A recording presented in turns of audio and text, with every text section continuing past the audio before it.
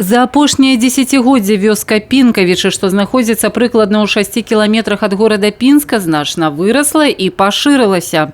Актыўнае прыватнае будаўніцтва прывяло да стварэння цэлага мікрараёна. Жыхарам суседства з райцэнтрам толькі на радасць, але стан мясцовай дарогі выклікае шмат пытанняў. Бесконечный столб пыли, у соседских детей проявляется аллергия. Когда сухая погода, долгое время без дождей, вот неделю, более недели. Тут стоит такой туман, даже города не видно, когда идет вот это скопище машин, когда именно вот, час пик, они утром и вечером с работы люди едут, и, говорю, пыль поднимается такая, просто жуть. Дети идут пешком даже туда, в город, потому что многие дети учатся в городских школах. Ездят на велосипедах, мои лично дети постоянно ездят на велосипедах.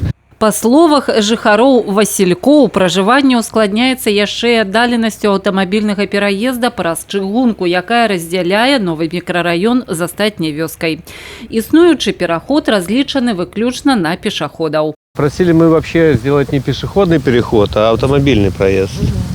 Просто мы как бы отрезаны от основной деревни. Там получается школа, магазин и все. Мясцовыя улады пра існуючыя праблемы ў Пінкавічах ведаюць.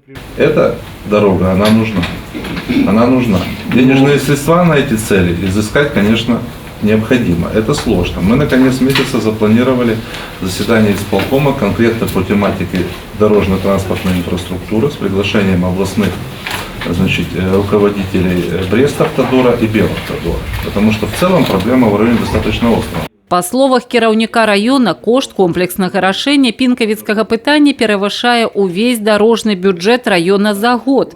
Пры гэтым каля паловы дарог на Піншчыне сёння з'яўляюцца увогуле грунтовымі. Анатоль Маркевіч у сваю чаргу паабяцаў звярнуцца ў Савет міністраў. Акрамя гэтага, улады звярнуць увагу на арганізацыю руху грамадскага транспарту. Вопросы, связанные с благоустройством территорий населенных пунктов, вопросы трудоустройства. И вы знаете, очень серьезным направлением и, считаю, проблемой является межличностное взаимоотношение между людьми. Таких проблем тоже достаточно много. Было і шмат пытанняў па іншых праблемах. Тацяна Будгусаім, Вераніка Якавец, Александр Дзячэнка, тэлерадыёкампанія «Брэст».